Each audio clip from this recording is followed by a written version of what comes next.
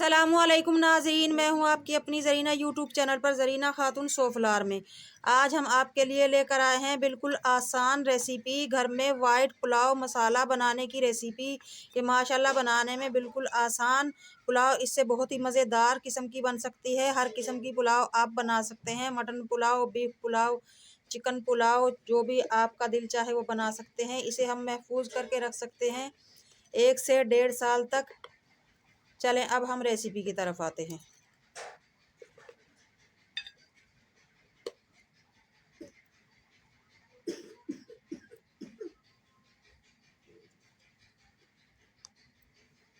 अस्सलामुअलैकुम नाजरीन, मैं हूं आपकी अपनी ज़रीना यूट्यूब चैनल पर ज़रीना खातून सोफलार में।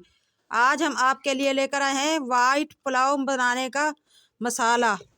उसके लिए मैंने ज़ीरा लिया है 100 ग्राम, काली मिर्च ली है 2 टेबलस्पून, 10 से 12 ये तेज़ पत्ता, 10 टुकड़े लिए हमने दालचीनी के, 20 हमने लौंग ली हैं, 5 अदद बड़ी इलायची, 10 अदद छोटी इलायची, 100 ग्राम अजीनामोटो, 100 ग्राम साबुत धनिया। इसमें लाल मिर्च हल्दी वगैरह कुछ भी नहीं जाएगा। अगर आपको तेज़ मिर्च खानी है तो हरी मिर्च डाल सकते हैं। इन सब चीज़ों को हम मिक्स कर लेंगे, पीस लेंगे। आलू बखारा या इमली जो आपको पसंद हो वो आप डाल सकते हैं। हम इमली लेंगे आधा पाव। ये हो गया है 10 किलो वाइट पुलाव का सामान। इमली या आलू बुखारा आप डाल सकते हैं, जो आपकी मर्ज़ी हो वो आप डाल सकते हैं, इससे कुछ फ़र्क नहीं पड़ता। इन सब मसालों को हम पीस कर 1 किलो का मिकदार अभी हम आपको बताते हैं। 1 किलो में लेंगे आप ये सब मसाला पीस कर 4 टेबल स्पून।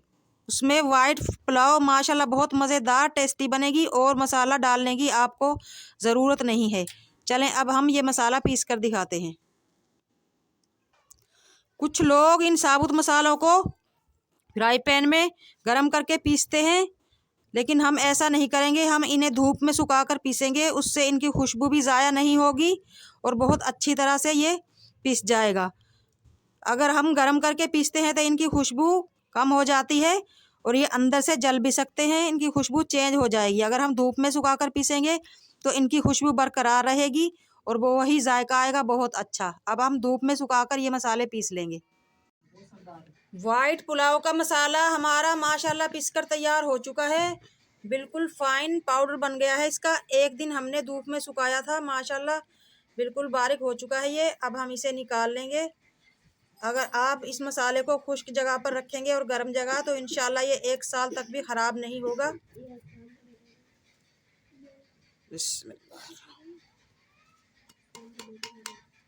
माशाल्लाह बिल्कुल बारीक हमारा फ़ाइन वाइट मसाला बनकर तैयार हो चुका है।